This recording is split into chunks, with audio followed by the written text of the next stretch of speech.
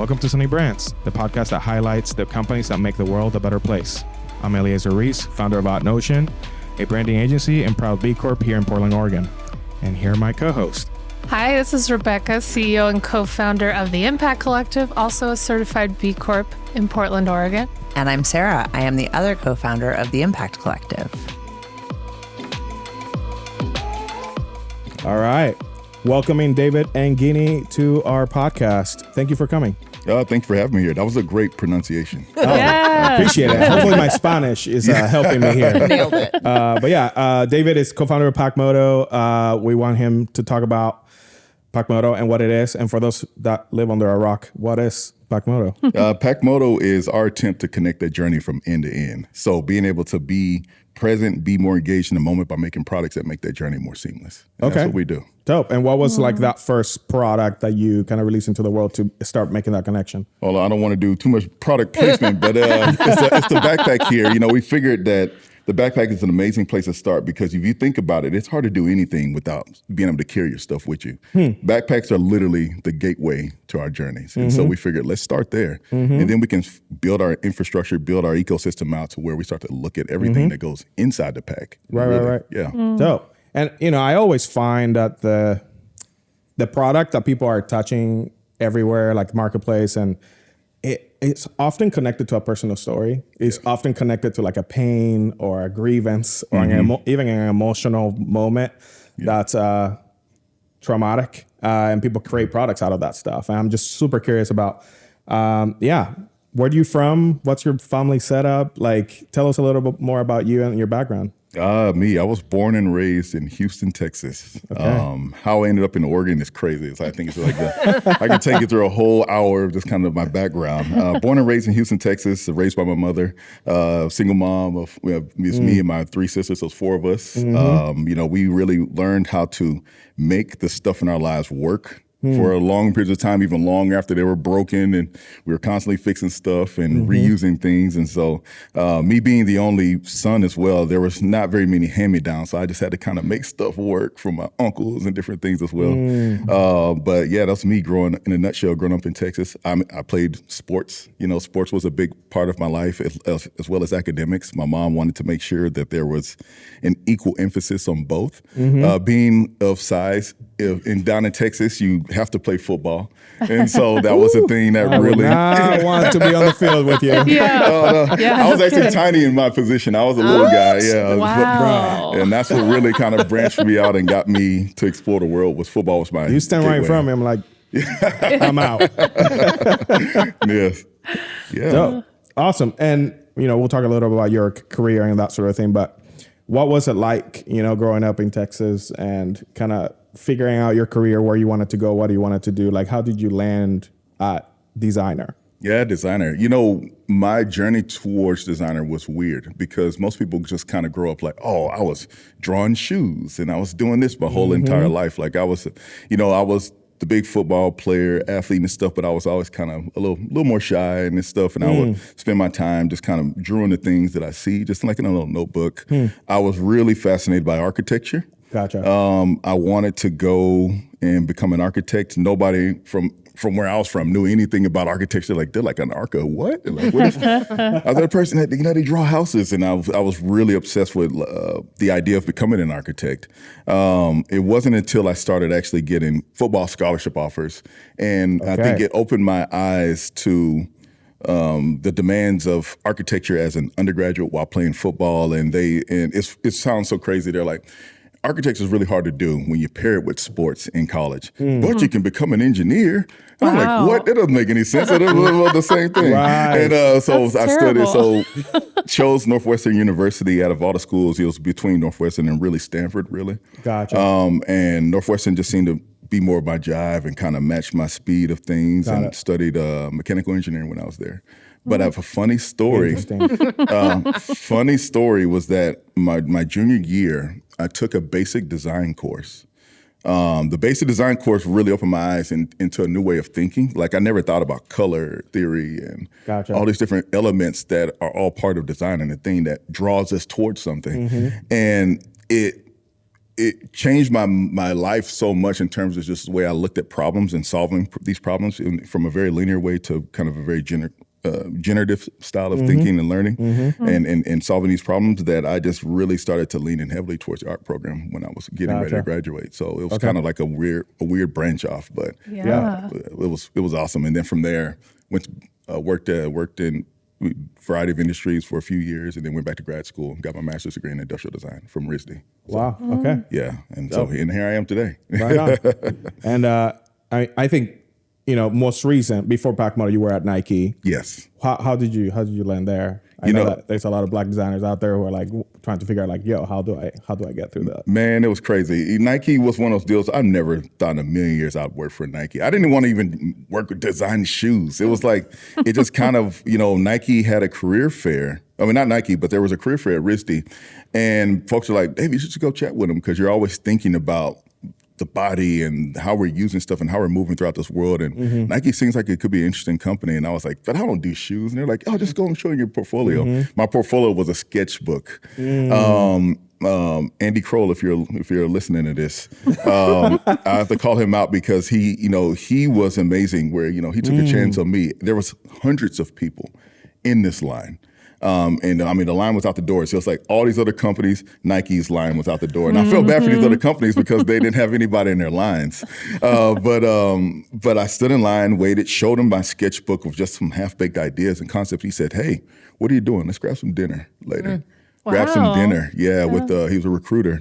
And from there, I mean, I didn't have a portfolio, didn't have anything that I could show you, but he's like, I think this could work for you. And so apply to the internship, and we'll go from there. Got the internship that summer, and I was off here in Portland. Yeah. Wow. So, yeah. When did you make the move from Texas to Oregon?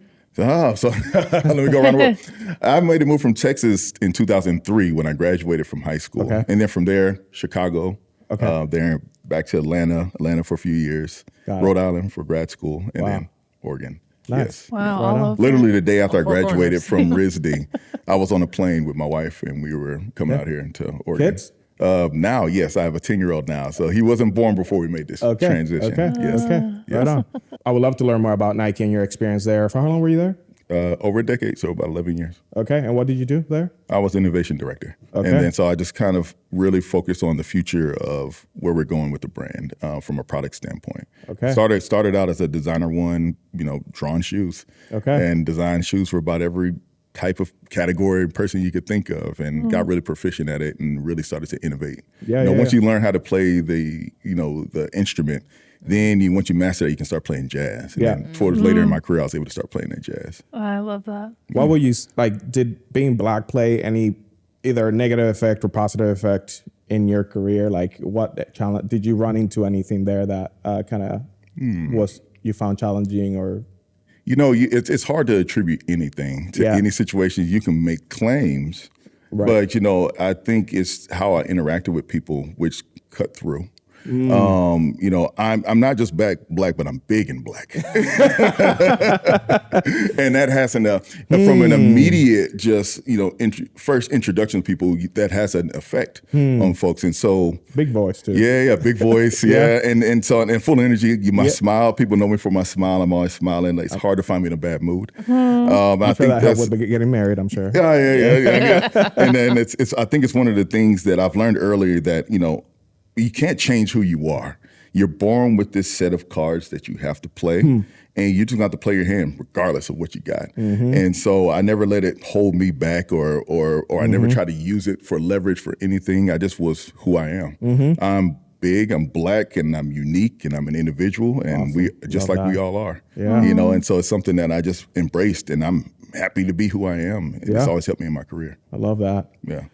Well, how was your experience at Nike, especially, now that you're starting your own? Was there any experience there in terms of sustainability or innovation or anything that really helped you kind of jumpstart and have like a key idea for Pacmodo? It's funny. Nike was an amazing experience for me personally. I was fortunate to be in a weird position where they just kind of let me go and explore and create. And then I became a problem solver. The problem solving bit was the hardest thing, because they'd be like, we got 6 days and we got to do this thing and got to make it happen from scratch. And I'm like, hey, say no more. We got this. Yeah. And so they kind of left me to my own devices where I was able to explore a variety of things. And sustainability, the ugly side of it as well, was something that really resonated with me. I've always thought long and hard about how we use the things in our daily lives, and not just how we use them, but where they end up. We design shoes, and we wear them on a daily basis. We wear them out, but they're still not technically gone. We don't grind them to dust and they're gone. They're still there, and so we have to get rid of them. And I always thought about that end of life. And everything that I tried to design, and I was, designed for disassembly, whatever it might be. Sustainability was just a lens that I just looked through, because as a designer, you have to be able to look through that lens if you want to have a long-term impact for the positive on this world. Sure. Because, we create products, we use products, we dispose of products.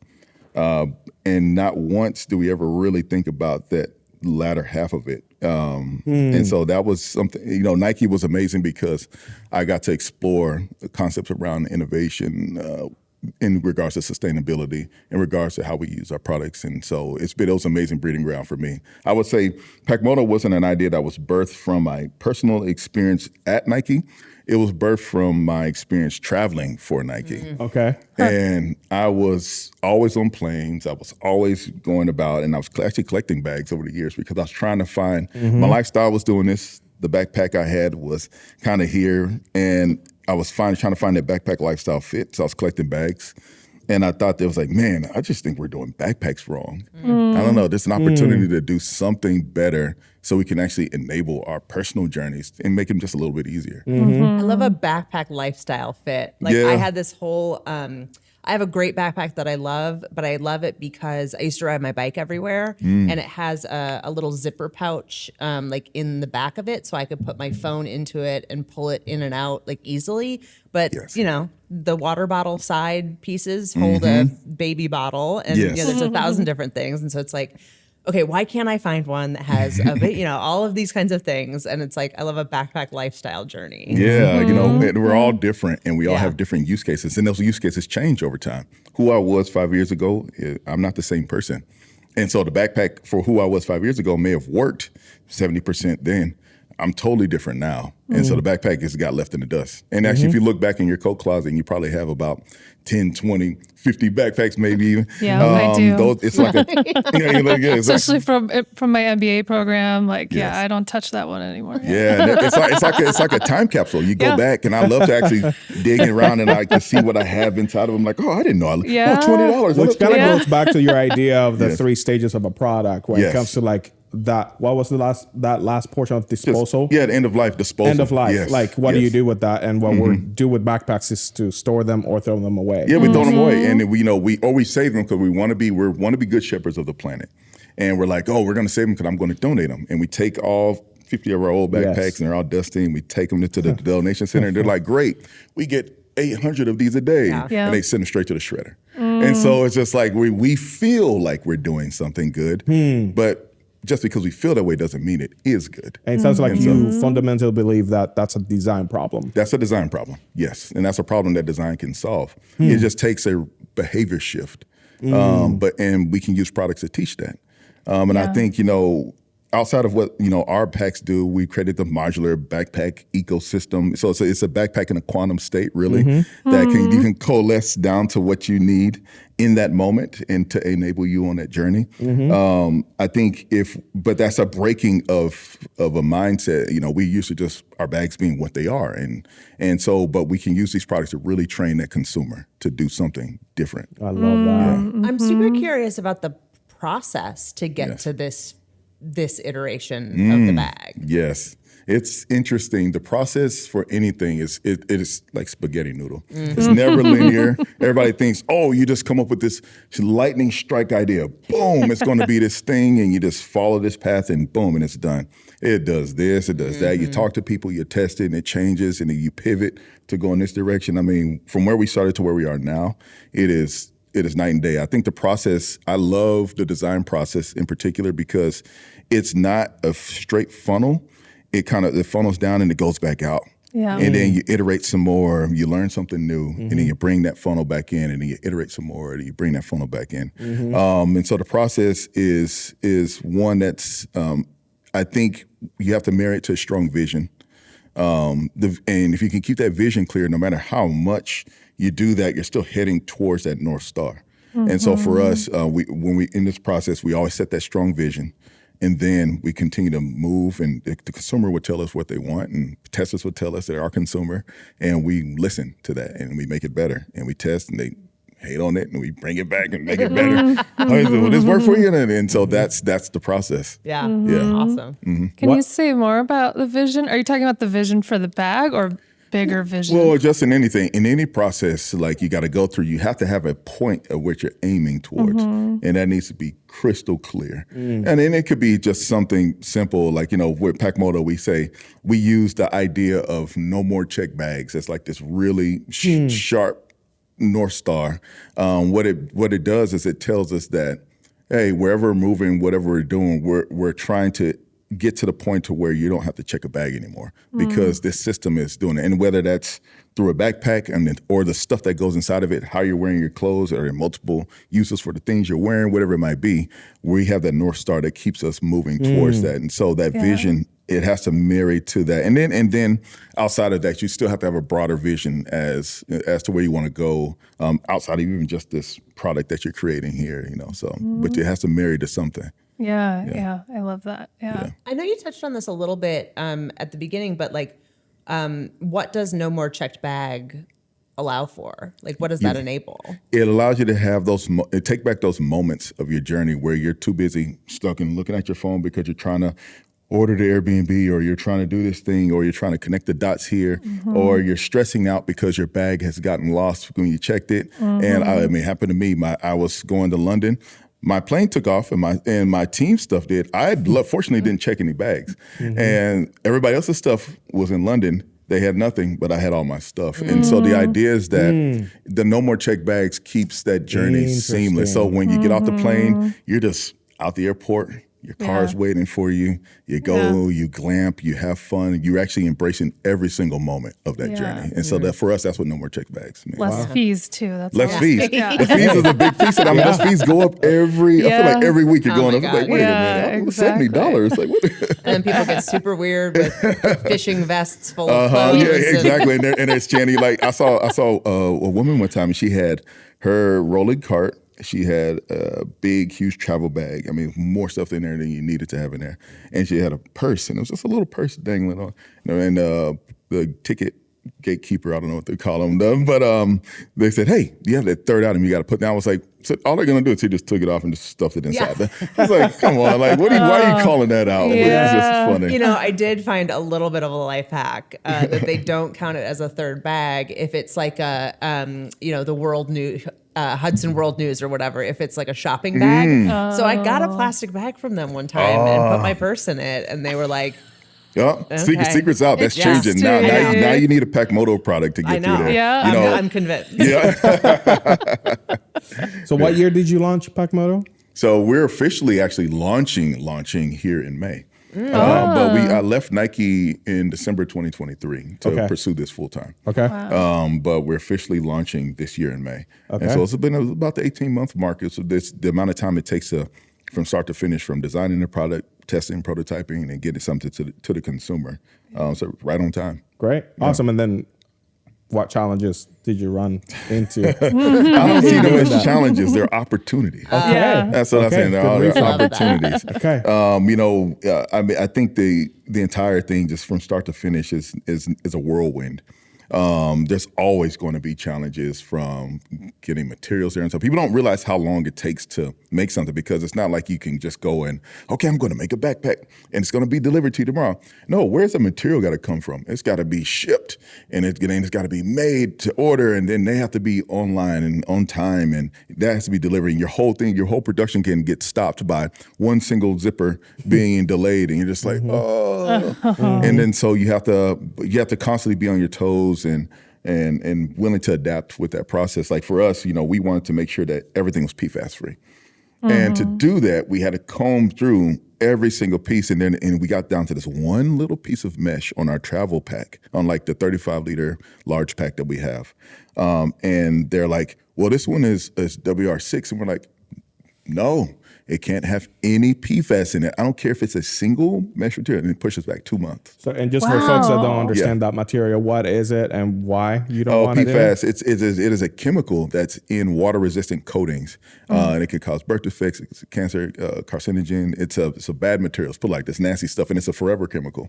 It sticks around, and it doesn't break down. And so you don't want that in anything. And so we wanted to make sure we did the due diligence to do that. Not everybody does that due diligence. Right. It's unfortunate, but we wanted to make sure that our products were PFAS free. They had to be, period. Like there's no other way around it. No budge. Yeah. And that comes from a fundamental belief, I bet. That was it's a more personal thing to me, you know. Yeah, and say more about that. Yeah, you know, me, like the Dieter Rams, he's the old industrial designer.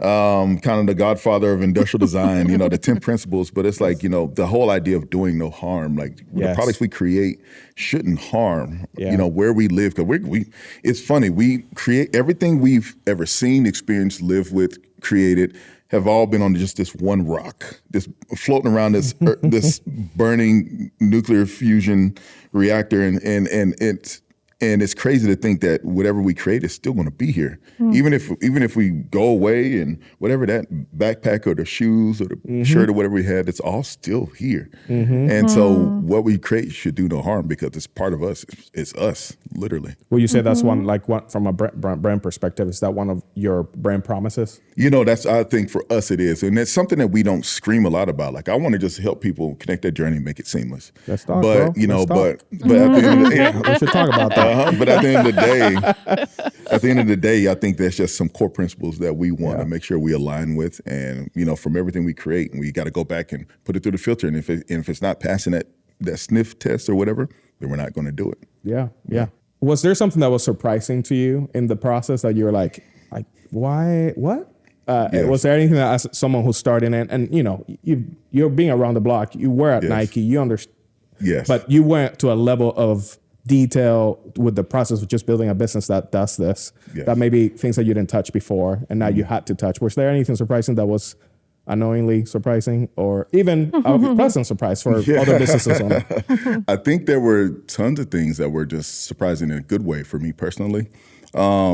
I mean, I gained so much clarity. Like I've built so much product. I've worked around product for a long time, but I gained clarity on the other half of that business. Like there's one thing about creating a product and there's one thing about creating a business. And they're two separate things, intrinsically different. And I learned the importance of like, it has to be, from start to finish, they all have to be linked up. And there's not just making a business and not having an amazing product that goes along with it as well. Right. And then even some of the stuff that we're just started to scratch the surface on from the technology side and really thinking about where we could potentially go with that it's mind blowing to us. And then just some opportunities that we uncovered for ourselves. I mean, those surprises are huge. I want to talk a little bit more about it, but I'm gonna try to keep a little under wrap there. But it's crazy to think about, you know, what you're creating and seeing it kind of be birthed here into this world in real life, you know. And I think it surprises me every day. I wake up and I'm like, oh man, I made that backpack, like, you know? And it wasn't there, and now it's here. And so I think that's another piece of that. I'm also fascinated by funding in the way that you all funded it. So let's talk about funding for a little bit. I'm a nerd when it comes to, I've done a Kickstarter before. I've raised $40,000 myself for one of my businesses. Don't ask me about it. But it's a thrilling experience. And for folks who are wondering about like funding their business and that sort of thing, what did you learn about Kickstarter and that process and what you recommended? Crowdfunding is an incredible tool. And I think it's one of those things that it's changed over time. When Kickstarter first was, you know, coming to this world and allowing people to put their products on a platform to get people excited about what they're building, it was kind of the Wild West where people were essentially just putting it out there in the world and seeing what happens. And over time, it's become more pay to play, obviously, because as you get better with it, and of course, people can make better content, all these different things. You have to pour a lot of money into making a Kickstarter campaign successful now in comparison to where it started. And so for us, we went back to the roots of what Kickstarter was. We had no money to be messing around and trying to spend $100,000 on pre-launch marketing and. I mean, the product was half baked. It wasn't even done. Like we had bags. I would say bags in quote, air quotes, but they were like prototypes. And we just say, hey, you know what? You can hide away from the world and just wait for the perfect time to get it done. Then you'll be still waiting. And so for us, it was like we got these really rough prototypes. There's Kickstarter. We have no money. Let's just put it out there in the world and let's just see what happens. Because for us, it was about being able to connect with people, get feedback, and actually seed product without having to pay for it. And so it for us, and that's why we have these big giant, the Pacmodo on the front. They're going to be black on the black version, and on the yellow version, it's actually going to be white. But that's our first, real world kind of product seeding. And so we use that platform specifically for that. We're like, hey, let's spend no money on marketing. Let's shout about it on LinkedIn a little bit, and let's just see what the world tells us, because it'll give us a signal if there's something there. And so we use it as a true market test. Give us that signal that people will go out and buy this thing. Because if nobody bought it, if we sold one, we were like, all right, that's a wrap. I mean, we thought this was going to work, and we could have wrapped it up, and it would have saved us a lot of money. But we got a signal from folks saying like, this is incredible. I want a little more. Let's keep doing this. And so we're like, all right. Tell us the numbers, bro. Where y'all landed? It's funny. We didn't actually make a ton of money on Kickstarter. We only made like 30 something grand. But if you think about it, the opportunities that came from outside of there, from investments and all these different things, that's what it opened the door to. And so people saw what we were doing, and they were like, wait, this is cool. I want to learn more. I want to see how I can help you. And we were able to start to really raise outside of Kickstarter, the platform itself. It was just a signal to the world of what we were doing, and it invited other investors to the table. Dope. The world signaled back. The world signaled back, and that's what it was. Pacmodo. Yes. Modular pack? World Pack? Tell us about the name. Where'd that come from? That name was just something that we just threw out. We were all over the map with names. We were like, what are we going to name it? And then I was like, we're going to do pachyderm, blah, blah, blah. Like they're pack animals that carry stuff around. And we saw these dumb names. And my co-founder, Sebastian, was like, I'm just going to come up with a list of names. And he just went home and just came with this huge list. And I was looking at the list and I was like, wait, what's that one right there? And he didn't even realize that he put it in there. He was just like, I don't know, just something we're doing. I was like, Pacmodo. It has happened to me in many naming sessions. Yeah. What stands out to you is not what stands out to other people. Exactly. And it just seemed so natural because, with the backpack itself, backpacks have been called rucksacks, backpacks, and different things for a variety of, bindles for people for the hobo crowd out there. They have the sticks and the little piece hanging off the end. But Pacmodo seems like it was ripe for becoming a verb or a noun or something else like that. Now we focus on hey, we have a backpack. Now people are already interacting with us are saying like, oh, I need to go grab my Pacmodo. And so we're like, we're becoming that noun. And then the next stage is the Coke move. And then the next stage is becoming the Google of the things Pacmodo it. Kind of do those different things. And it just seemed the name was just perfect for that. And actually this ecosystem that we created with this backpack as a starting point, we have the moto, which is the harness that you wear, and we have the packs that are the things you put them together. It's a Pacmodo. And so that's where the name, man, it just kind of stuck with us. It's more of a system. It's a system, and you got two halves of it, Well, and I love it too, because it's like when you say pack, I was like, I already came up with like 3 of my own sort of theories of like what it means. I was just like, it means different things to different people, which is very cool. Yes, it's good. If for some reason the crowd in Japan really loved the brand and the name, and so we're like, that market is going to be ripe, especially from Kickstarter. That's Kickstarter exposed us globally. We've been getting, every day I get an email from the Japanese market saying, when is this going to be available? I'm a product reviewer on YouTube. I want to review this thing. And so it's a legit market opportunity for us. And Pacmodo seems to be a brand that Japan loves good design. I think that's what it is. And just good design, of very intentional functionality. We could have went anywhere with the actual design of it, but we kept it real simple. I was like, let's just remove away all the fluff and the angular lines and the stuff that we don't need. Let's just give somebody something super functional and we'll live with that. But what it is with this platform we created, we can go anywhere. It's just two halves coming together. They can be designed like anything we want. And so that's going to be the fun of what we're doing here pretty soon. It's so interesting because I keep thinking about the backpack lifestyle. It's like the backpack that I have that I love because of the one feature also has 97, zipper pouches on the inside, and there's like a separate laptop pouch, and there's like a mesh thing. It's like, okay, I just wanted like my accessible, phone while I'm riding my bike, right? Yes, and like there's like over engineering is such a, and so I'm curious, like who. You have the the sort of vision of no more checked bags. Yes, like who is that person? That like person, who is the consumer? That person is our inspired nomad. That person that's not afraid to kind of blend that work and life kind of balance. It's like a work-life integration. And so they might travel for work, but then the moment they're off, they're out exploring the city. Or this person might be, Camp Yoshi has an amazing platform here in Portland. And the person who's being pulled out of their daily life of, working a 9 to 5, and they might go travel to go experience something. This is that person that, and they encourage them to take just one bag because they don't want to be dragging this thing through the desert with them and stuff like that. And so and this is a person that really embraces that journey and is not afraid to jump on a plane and go. That's our consumer. And that's a person that truly resonates with what we're creating. But we want to dive into some sustainability stuff. Yeah, let's do it. This is I got lots of opinions. Good. That's what you're here for. For those that haven't caught the name, Sunny Brands, we're all about highlighting those brands that have earned that Sunny title, and it's because they cause our society to flourish. So we think Pacmodo is a Sunny brand. Awesome. Let's dive in on why. Yes. Yeah, I'm curious. You talked a little bit about the business and the product and how you think about those integrating. Well, first, I'm curious, what's your vision for the business? Like you talked about that being your backpacks is our starting point.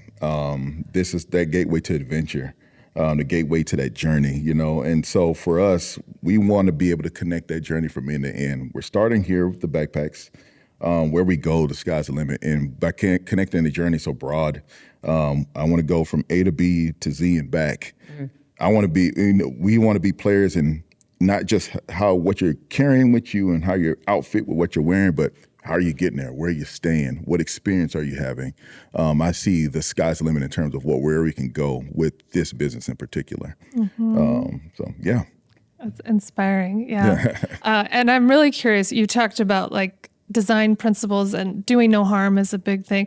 How do you bring that into business, like the business practices? How do you think about that? You have to set it as that core principle that you all are working towards. It's a filter. We use it as a filter for everything we do, and it has to pass through that filter. And it's being intentional about it. I think, with good, long-lasting, timeless design, there's a lot of intentionality to it, and not the superfluous kind of gestures and all these different things that are just landing in there because they're not. There's no confidence in the problem that they're solving, and so it's masking a bad design. Let's put it like that. And so for us, we want to be very confident in what we're doing from a design standpoint and keeping things simple, keeping things functional, keeping things appropriate for that consumer, and actually helping enable what they're trying to do. That's a filter that has to pass through, and so being very intentional about setting that. Yeah, and your business decisions too, it sounds like. Yes, the business decisions all run through the same filter. And so, us as a business, like we want to grow, but we want to grow in a way that's sustainably. We don't want to have this big bloated organization that's just barely holding together. Like we want to make sure that we're being lean, efficient, using resources in the right way, and not taking more than we need to get to where we're going.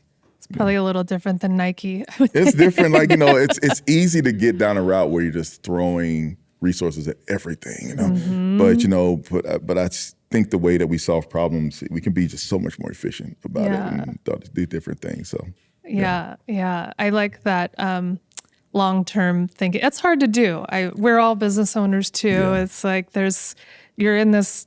Capitalism wants you to think short term, and it's hard to do business differently with this long term view. So it really is. Yeah. Yes. Kudos to you. Well, and I'm curious, you keep saying us. Can you share a little bit more about your team? Is it just you and your co-founder? It's me and my co-founder, and we have two other individuals that have joined us as well, and they're just kind of all hands, all in, and we're just doing this thing, and We're just having fun with it. Nobody's really getting paid much of anything. And we're just like, but we're making this work. And it's just exciting to see the enthusiasm and energy from so many people, especially when there's not a lot to offer them. There's Nikes, there's everything else in the world that's here in this city. They could be doing that, but they're actually spending time and dedicating time to Pacmodo. And they just, I don't know, it's just so exciting to see that people are just as excited as I am, just as excited as my co-founder is. And so. When it comes to sustainability, just for everybody to hear, what's the hope of your backpack? Where do you hope it to end when it ends? I don't hope I hope the backpack never ends. Okay. I don't. Our product should never end up in a landfill. Period. Like you think about backpacks are actually durable goods. How many backpacks outside of maybe a strap or something? How many people have had a backpack just fail? Not very many. They're actually pretty durable. But there's things that we can do to keep them going. Like we're going to have a refurbishment program. Each product is tracked, and so we'll be able to see, not physically tracked. We're not going to see the location unless somebody opts in. I was maybe. like, wait a minute. No. But we have exactly. We have a way to be able to verify that product from beginning of life cycle to end of life cycle, and then continue to extend it. So re-commerce, secondhand sales. That's going to be big for us. So we get to the point where we have this variety of ecosystem, and you might buy a few different packs that you might have outgrown one. Maybe you just don't use it as much anymore. Great. Send it back to us. You get a discount on anything else Pacmodo in the future. Like if you want to get a 15% discount of something else, send the other one back to us and we'll refurbish it and keep it going. And so when it comes back to us, going back to the life cycle tracking piece, it's not physically tracking it, but we can verify when it was made, and then actually celebrate that journey with that consumer online. And so at a discounted price, you buying a Pacmodo premium product at a discounted price, and you get to see more about the history, how many times it's been sent in for repair and all these different things. And so I think what you're doing is something very similar to what Lego has done too, where they have created this one piece that's multi-purpose for building other worlds and other assemblies. And so even when you buy a kit, you can reuse that. You can destroy it and start something brand new that has no correlation to the thing you bought. yes. So like in a way, it sounds like you're creating the sort of modular approach to the system that you're allowing consumers to be able to, like, you don't have to throw this away. You can assemble it with other things within the ecosystem, so you don't have to throw it away. Yes, and exactly. And if one part just truly fails, so say if your moto is just beat to shreds and it's just falling apart, that's the one part that we can then, you send it back to us, we can disassemble it, send it to appropriate waste streams, and then you get your new one, and then it can continue to keep that thing going without replacing, because when you throw away a pack because the strap broke, there's like 90% of it left that's still perfect. But like, I hate this backpack because the strap broke, I'm gonna throw the whole thing away. Now we can actually minimize the things that actually make their way to landfill, make their ways to different other waste streams. And so for us, that's what sustainability looks like. It doesn't look like, oh, we made this out of recycled water bottles. That's what everybody thinks sustainability is now, is recycled water bottles. And I don't know why. And it's just like, what are we doing here? Story, like you can make those tights out of recycled water bottles all you want, but if they still end up in that trash heap with everything else, what does it matter? You're actually spending more energy to transform water bottles into pants and then throw them away again. And so that's what, I think that's something we have to look in the mirror at ourselves and say, are we really doing, everything we can to create a more sustainable future? Is this the way? Is recycled water bottles the only way? Can we just stop making water bottles?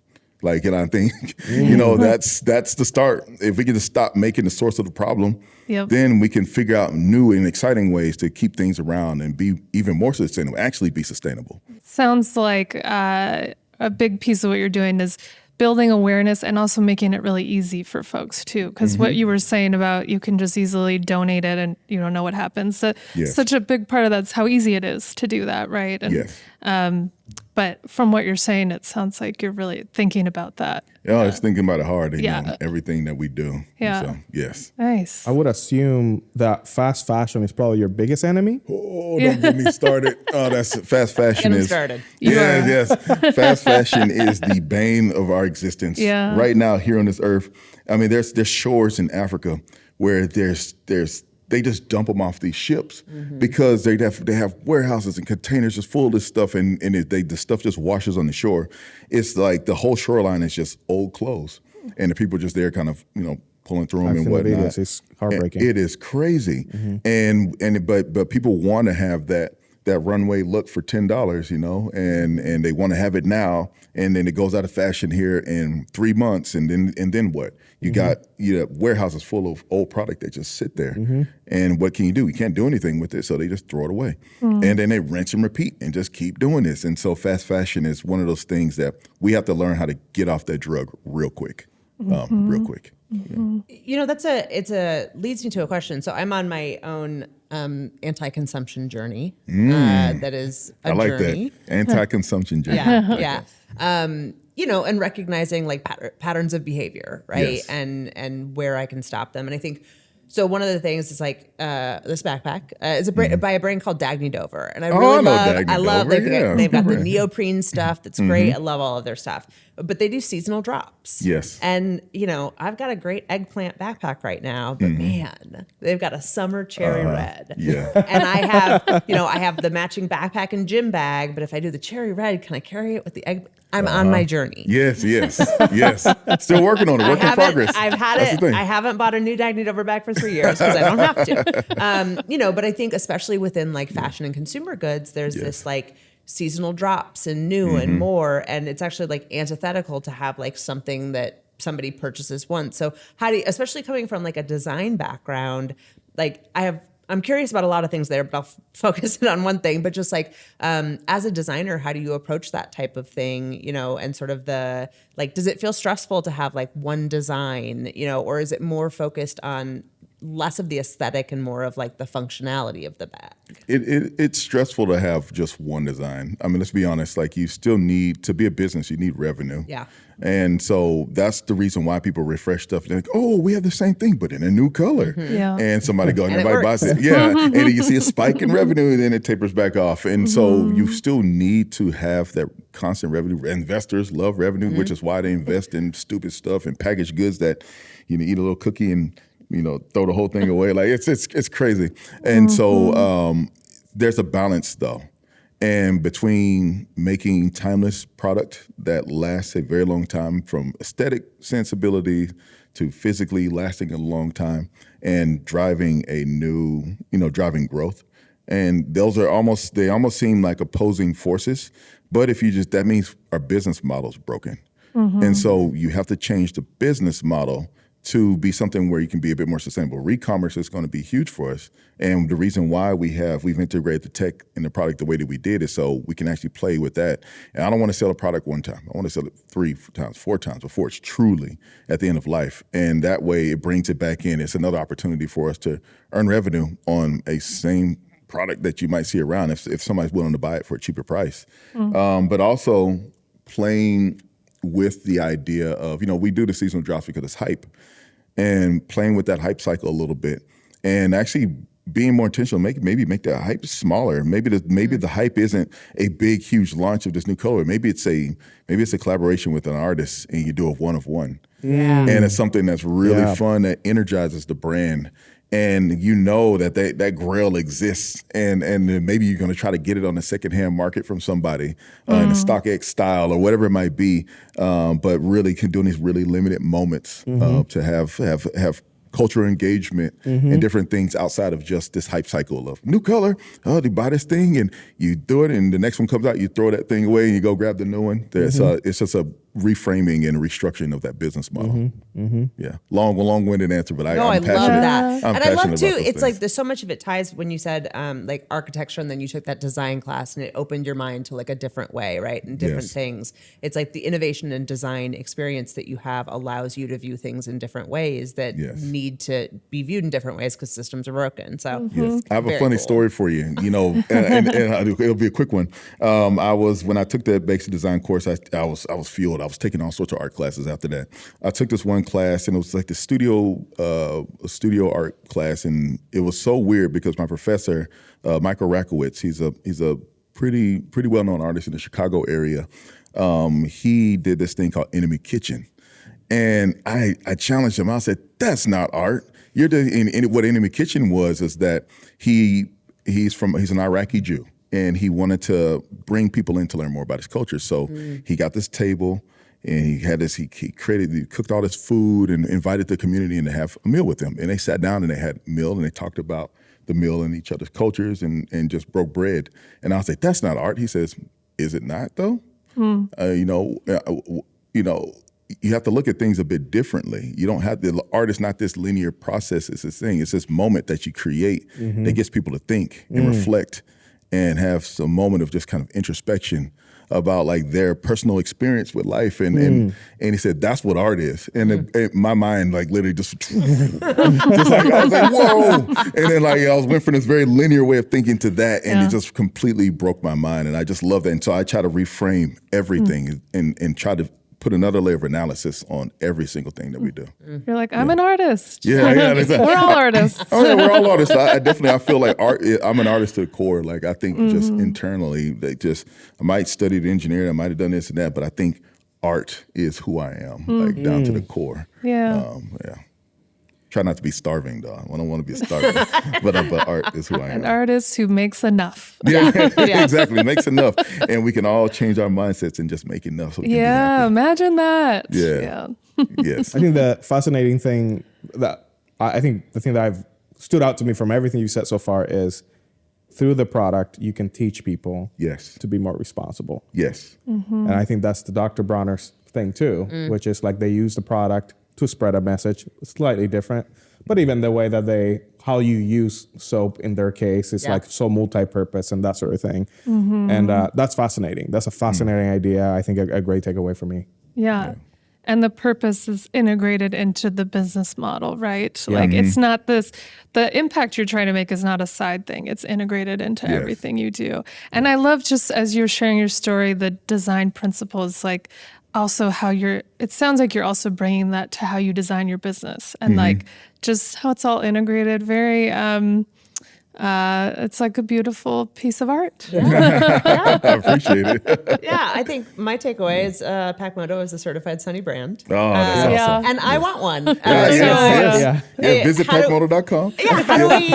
So launching in May. That means available for purchase, or are they pre-purchased now? No, they'll be available for purchase. It'll be in your house in 2 to 3 days in May. Okay. Right now, we'll be getting a pre-purchase page up and running here very soon, here in the next couple of weeks or so. So you'll be able to go to Pacmodo.com or Pacmodo/shop and activate, and really engage with our product. So amazing. Exciting. Awesome. Yeah. Thanks for being on the show. Thank you. Thank you all you. for having me. Yeah. Yes.